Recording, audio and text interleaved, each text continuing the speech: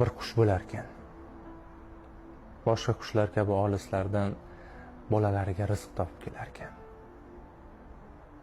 Keksayib holsizlanganda uyiga biror kunda rizq topib kela olmasa, o'zini etidan yulib bolalariga yetirar ekan. Bolalar ulg'ayadi. Qush esa halok bo'ladi. Otalarga o'xshaydi-ya. Otalar ham jonini berib bola boqadi. Bolam, bolam deydi. Ba'zida bu berilgan muhabbatga javob bo'ladi. Ba'zida esa yo'q. Otadan keyin kimsasiz sahroda yo'lboshchisini yo'qotgan yo'lovchidek yurasan. Suyanchsiz.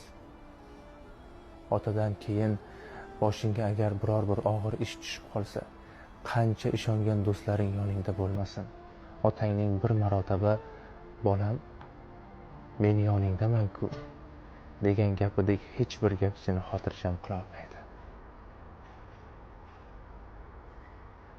Otalarimiz sog' bo'lsin.